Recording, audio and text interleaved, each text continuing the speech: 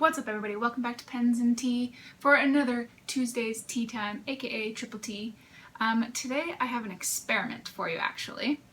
I brewed a tea that is root beer flavor. I've had this tea since 2013. I bought it at David's Tea actually when I was in California, and I'm not a fan of it. I just don't really care for it. But I thought, why don't I try it cold? And why don't I carbonate it? So I brewed it like I normally would, but what I did was I carbonated water in a soda stream. So it was just plain water that I carbonated, and then I let the tea steep in that water for about 15 minutes or so. And then I poured it out so that the leaves would go, so that I'm just left with just, you know, the carbonated beverage. Oh yeah. And it's really odd. It tastes better cold than it does hot, and tastes similar to root beer. It's not exactly root beer-ish, but it's odd that it's carbonated. I like it and I don't like it at the same time.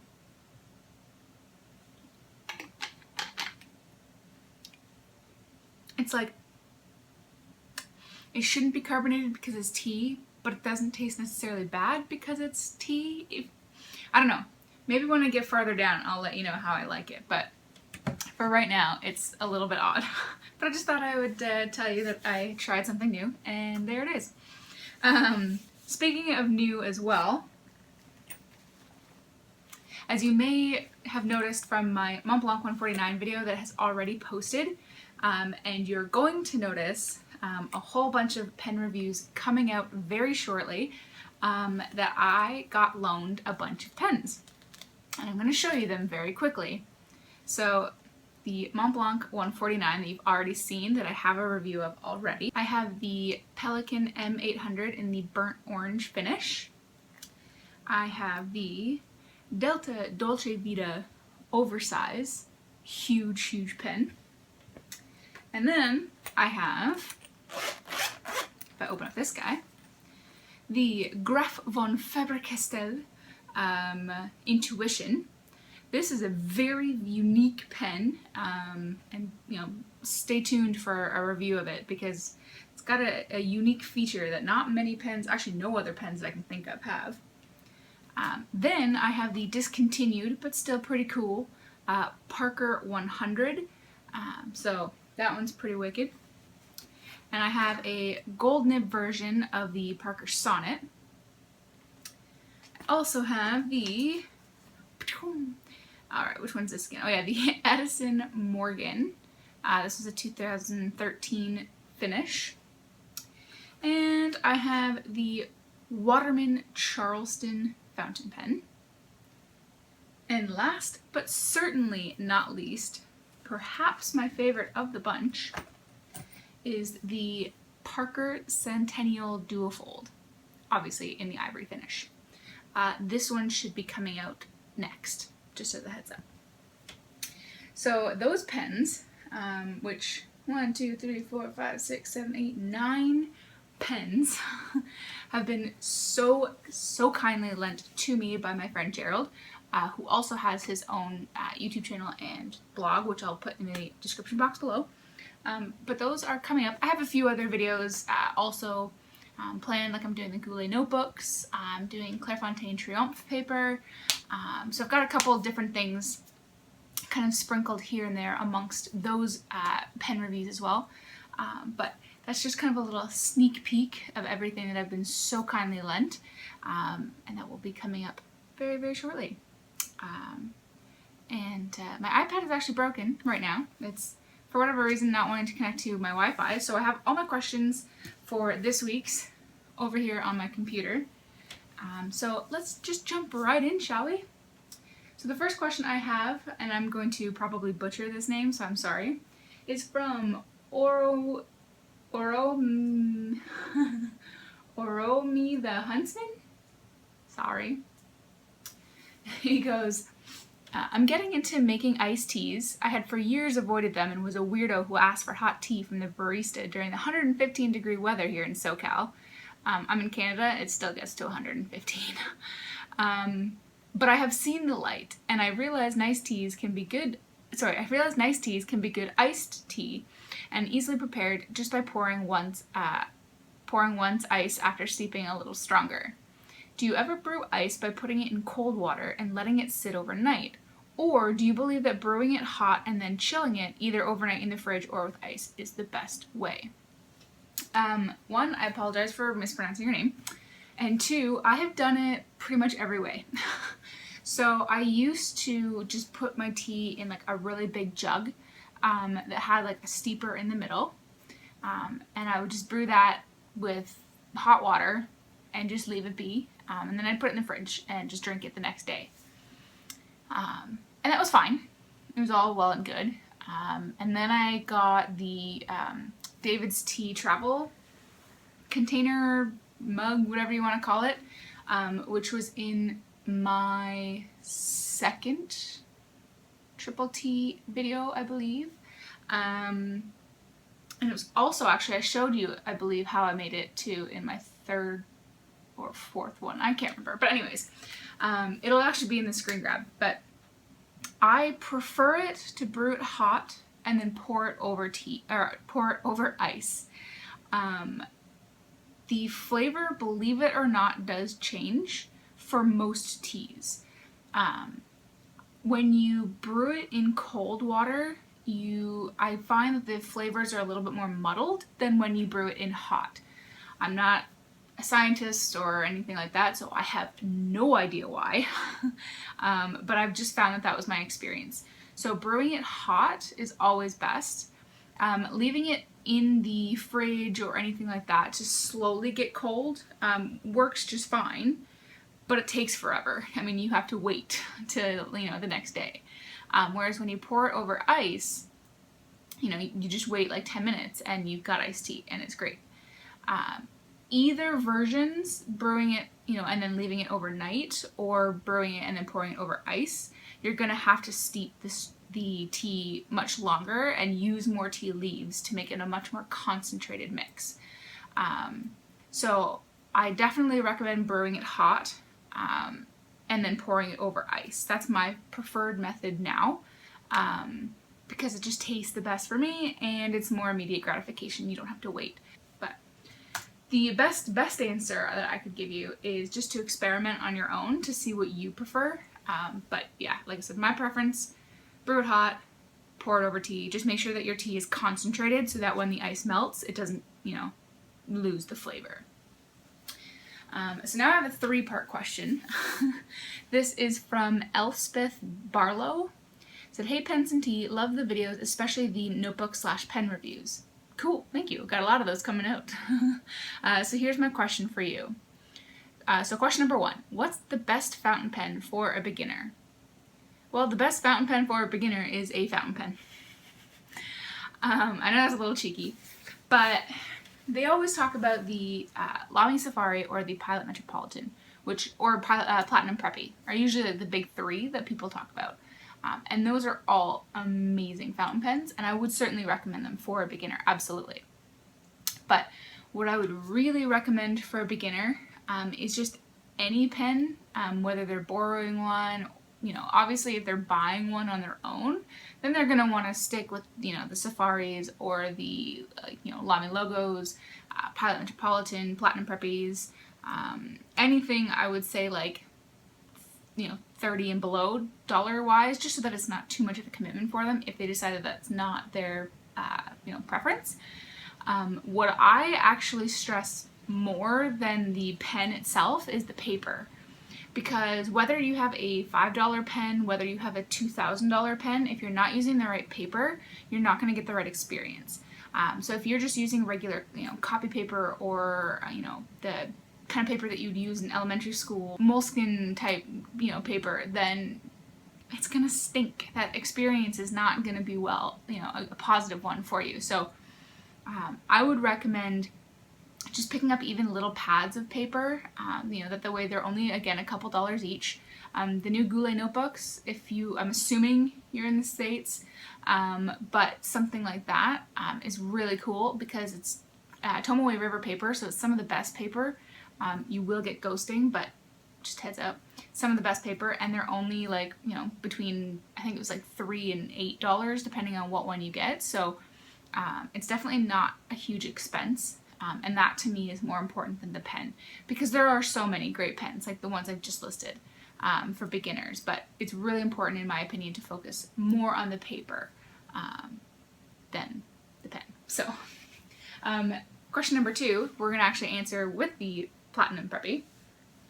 Have you used the Platinum Preppy fountain pen before? If so, what are your views on it?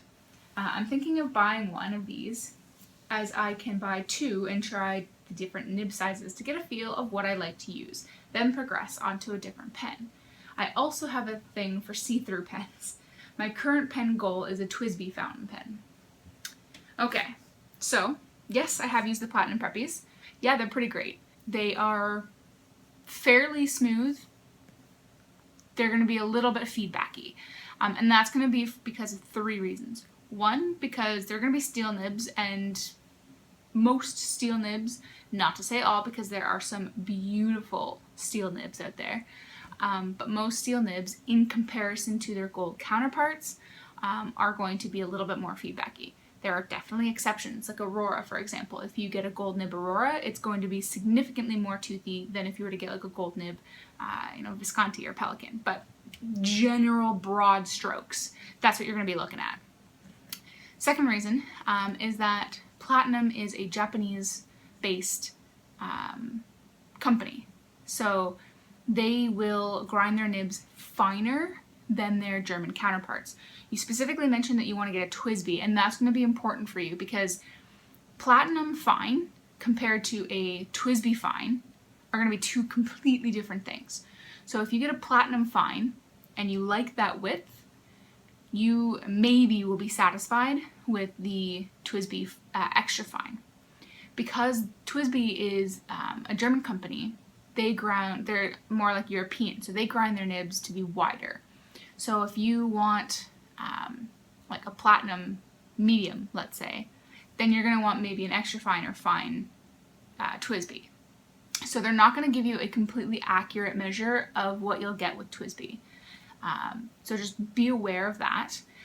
Definitely with Platinum, it's a benefit that they're definitely cheaper, and you will be able to get multiple size pens, and that's always great. I also really like them, which is going to kind of be answering a question that's coming up when I travel, because they're relatively inexpensive. So if I lose them, I break them, I lend them to somebody who doesn't know how to use fountain pens, like your beginners. It doesn't break my heart if something happens to them. You know, that would break my heart if something happened to like a really expensive pen. So definitely be aware of that. And then the last question, the third question you have, how do you go about changing the ink, and what's the difference between bottled ink and ink cartridges? So that's a kind of open-ended question. So changing inks in pens is going to depend vastly upon what pen you have, whether it is piston filler, so you have that integrated cartridge basically in your pen where you know, do I have any empty ones? So like the Montblanc 149 or any piston pen, you know, there's nothing that you open. It's all built in. So you just twist the end knob while you have your nib in your ink bottle, and you fill it up, and then if you twist it the other way, it'll expel the ink. So all of it happens inside the body.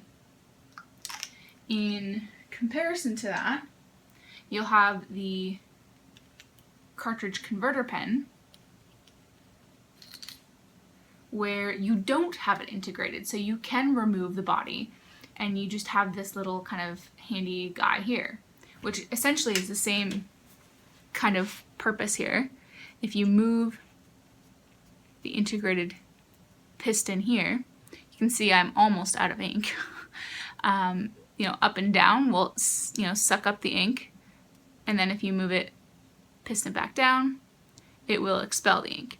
In this case, since I don't have really any ink in here, it's not that big of a deal because nothing's coming in or out anyways. But that is how basically. So once you have the nib in your ink bottle, So let's just say this is the ink bottle. You're going to dip your nib in here. When the piston is all the way down, you move it up, and that creates a draw. So it sucks up ink through the breather hole that's typically going to be right at the base of the grip in the back. It's going to suck up ink in here, and it's going to sit inside this cavity here. So that's essentially how you would kind of fill this pen. It's the exact same principle with the piston, like with that Mont Blanc 149 I just showed you. The only difference is that it's integrated, so you can remove this from its housing, whereas if it's a piston, you can't. There are bladder fills that essentially you push a button and it compresses a little sac, and when you let go of that button, the sac opens back up, and same thing. Through that breather hole, it sucks the ink back up. So there's that. There's also eyedropper pen. So in like an Edison pen, let's say, the interior of the body is completely solid and there's no metal parts, it's all plastic. So you can actually just remove this altogether. You no longer need that cartridge there. You can just literally fill up the body of the ink, put some pure silicone grease around the threads just so that it prevents leaking, screw the body back onto the nib unit. Bob's your uncle, you got loads and loads and loads. And there are even more like different kinds of filling mechanisms, but essentially the principle is the same, is that you're filling the body of the pen or the cartridge with ink, and that's about it. What's the difference between bottled ink and ink cartridges? The ink itself, nothing. It's the exact same as the bottled version. So if you have a, Lamy dark purple cartridge versus Lamy dark purple bottle, the ink itself is identical. It's the exact same ink. The only difference is that a cartridge is disposable. So instead of having your converter here, instead of being able to consistently refill this, and I'll actually pull it out, hopefully I don't get ink everywhere. So instead of having this little device here, that you constantly refill and fill with ink, and you need a bottle because this will become empty. A cartridge is essentially, without the twisting part, this, but it's preloaded with ink for you, and you simply pop it onto the back of your pen, wait for the capillary action for the ink in the reservoir to move forward to the bottom of your nib, and that's it. You just start to write. So there is no filling. There is no, kind of cleaning out. When you're out of ink, you throw it away and you pop on a new one and you just continue writing. Benefit to that means that you don't have to have bottled ink. You can travel with them significantly easier because, again, you don't have to bring bottles. There's no needing to clean them. You can just throw them out. Downside to them is that they're typically more expensive when you break it down per unit compared to a bottle. You can eyedropper fill, use a blunt-tipped syringe, take ink from bottle and then refill an empty, cleaned-out cartridge. But even then, you should only do that once or twice, because then typically the plastic on the end will start to open up and you could have leak issues. So there's definitely cons and pros to both. Typically I only use them when I travel, but that's up to you. But as far as the ink itself goes, identical. From Macro Microbe. On your next trip, what fountain pens will you bring? Well, my next trip won't be for a while because I just got back from Europe. But typically I bring the same 3 style of pens. So I'll bring a plastic pen like a Quaco Sport. I'll bring a complete metal pen, typically like a Karas Customs. And then sometimes I will bring a vacuum filling pen like a TWSBI Vac 700. I like to bring pens that can use cartridges because, like I just answered, I usually only ever use cartridge pens when I travel because then I don't have to worry about bringing ink. I can just bring, a packet of cartridges and be good to go. Sometimes if I'm not if I'm just going, like, let's say my cottage or something like that, and I don't want to bring a bottle, I'll bring a vacuum filling pen, so that way I can get a large amount of ink without having to worry about it. I will usually, like I said, a Palette Metropolitan, anything like that. I don't usually bring expensive pens. Typically, I don't even bring gold nibbed pens because if I lose them, it doesn't matter to me. They're not that expensive. Someone breaks in, scratches them, damages them somehow. It doesn't matter to me because they're not, well, it's not that it doesn't matter. It just doesn't matter as much as if it were like a really expensive pen.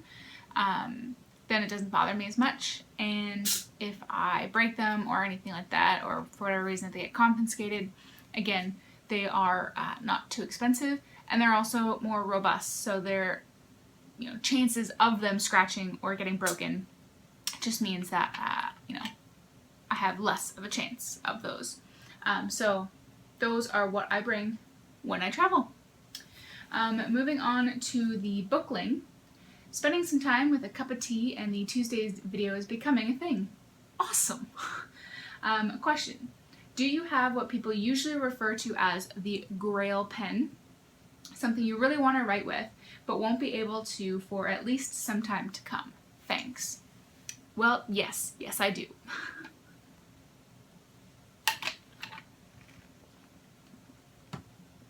Starting to come around to that, by the way. So my Grail pen for almost 2 years has been the Visconti Homo Sapiens Bronze Age, but I'm very, very close to being able to get it. So because it was such a Grail pen, and it's a fairly expensive pen, I would only let myself buy it if I accomplished a certain goal. I have since accomplished that goal, and it's taken me about a year to do it.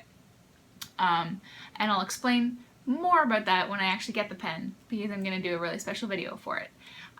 But it's a teaser, I guess. So yeah, that is definitely my Grail pen. And I will shortly be getting it, so I'm really, really excited. There are probably about 4 other pens that I really want to get, that I have my eye on. One of which is the Aurora Optima Oraloid, specifically the burgundy one, because it looks beautiful. I really want to get the Pelikan M805 Streisman, if I pronounced that correctly. And I also want to get a Delta Dolce Vita, just regular size, specifically the Masterpiece. I want to get the Parker Centennial Duofold. There's a whole bunch that I want. But my quote-unquote Grail pen was definitely the Visconti Homo Sapiens. And luckily, I'm going to actually be able to acquire that one very shortly. And because it's taken me pretty much a year to reach the goal that I wanted, I've basically been saving for it for a year, so I'm really, really excited. So, yes. Grail pens, always a great thing. I'm a huge believer in setting goals, and when you accomplish a goal, you should have a reward. Especially goals that are really long range ones. Not like, do the laundry, you get yourself a pen. But really, set yourself an important goal that, is going to take some time to achieve. And then usually I just reward myself with a pen. So, a year later, I'm finally going to get it. The last question is a bit of a long one. This one comes from Larry Barones. I hope I pronounced your name right, Larry. I want to stay drinking hot tea, but I don't like the taste of Chinese tea because it doesn't have much of a taste to me. It's not bad, but no taste. And I've tried other hot teas and it's the same thing, no taste, at least to me. How can I improve this? Would it help with cream and sugar? So part 1 of your question, if it has no taste to you, probably you're not steeping it long enough, and you're probably also going to want to use more leaves as well to make it stronger. Chinese tea is a general term. I don't know what kind of tea you're talking about, but typically, yeah, if you're not getting much of a flavor, then you're going to want to steep it much longer and use maybe twice the amount of tea leaves that you were using prior. To try and get a stronger flavor. Would it help with cream and sugar? As far as a taste goes, not really, because if anything, those are going to dilute the flavor a little bit. They're additives in the sense of like cream is obviously going to make it more creamy and sugar is going to make it sweeter, but that initial flavor of the tea, it won't really affect as far as making it stronger go. So definitely, you know, maybe use twice the tea leaves and steep it maybe twice as long. Try that out and see how that goes. He says, also, I love iced tea and Lipton tea is my favorite. That's what I grew up on and love. If you have ever bought tea from Starbucks, is it tasty? How would you handle this? I want to start drinking hot tea because I think I'll like it better with something in it. I don't like strong tasting tea, just a tea that has a nice blend and aroma. I see you enjoying your teas and that's cool. I want that same experience. Your tea and pen reviews is a great idea and unique. It puts a twist on the two together like coffee and pens, soda and pen, and now tea and pens. Thanks a bunch. Wish you would come to the Dallas Pen Show. Peace. Be safe. P.S. They're a new in-out. I just bought some samples. Not bad ink. It's called Robert Oster. Okay then. So Starbucks tea. Yes, I have had it. My favorite chai tea is actually a Starbucks tea. It is the Tazo chai, which I believe was my Pilot Metropolitan video, which was one of the first ones I did. So you may have to, you know, head back a little bit in the pens and tea history. That's my favorite chai, is the Tazo. I steep that one for about 7 minutes in fully rolling boiled water and put a little bit of milk in it and a little bit of sugar in it. Oh, it's beautiful to me. It's beautiful. I've tried many chais, and I do enjoy them. Like my next favorite is probably the Tivana's Maharaja chai, which I did in my Mont Blanc 149 video. I really like that one as well, but all-time favorite go-to is Tazo, and it happens to be pre-bagged as well. But like I said, you have to steep that one for a little bit longer. So about 7 minutes is my preferred time. I also really enjoy the Jade Citrus Mint, which is actually a Tivana tea, but Starbucks has since bought out Tivana, so you can buy it there now. That I talked about in my Conklin Durgraph video.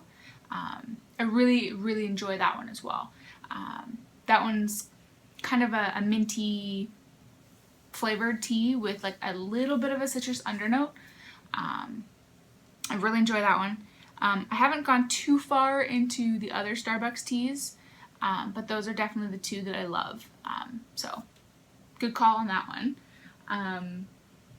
Awesome that you enjoy that I've combined pens and tea. You know, it's the two things that I love the most, and so therefore my channel began. And I think they go pretty much hand in hand. You know, whenever I journal or anything like that, I typically will have a tea with me, be it iced or hot. I probably drink like 3 or 4 cups of tea a day. It's a habit. It's a habit. If you don't like strong tasting tea, but you want like one with a nice blend and a nice aroma, and specifically if you're looking at Starbucks as well, definitely check out the Jade Citrus Mint. It's not an overwhelmingly powerful taste, but it certainly is, you know, flavorful. It smells amazing, and it's gonna require like no additives as far as milk or sugar goes. You can put in a little bit of sugar, but you won't need milk. It's a green tea, so you're not gonna, you know, have to have milk or cream or anything like that with it. If I feel like I want it sweet, I may put a little bit of sugar in it, but other than that, you know, I think you're gonna be good to go. Dallas Pen Show, I don't have any plans on going. I have been to Dallas though, and I really liked it. My next, or I guess my first pen show ever, is going to be coming up at the end of October, the Scriptus Toronto Pen Show. So that'll be a really good experience, and I'm also really going to try my darndest to make it to the DC Pen Show next year as well, because that's the big one. I know a lot of people that go, and I would really be interested to actually meet them all face to face rather than, you know, the interwebs.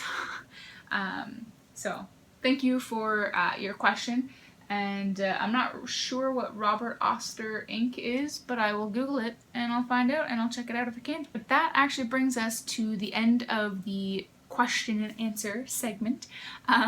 Thank you guys so much for actually leaving your questions in the comment section below.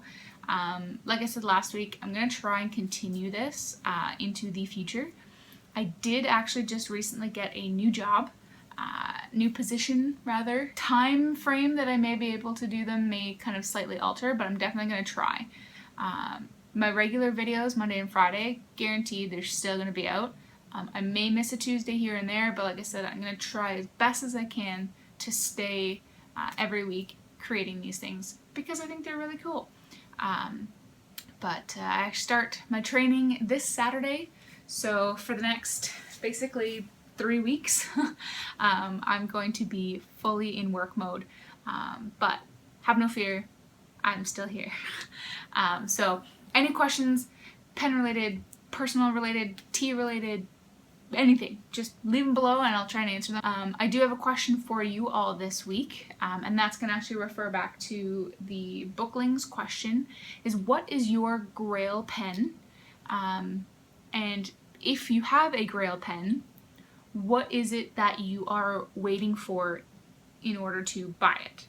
So, you know, in my case, I set my Grail pen as a goal. So that goal took me a year to accomplish, and now I'm going to get that pen, essentially. You know, so what is your sort of purpose to having that Grail pen? Like, what are you doing to get it? Plus, I just want to know what your Grail pens are, because everyone has a different, like, Grail pen, and most of them are super sweet.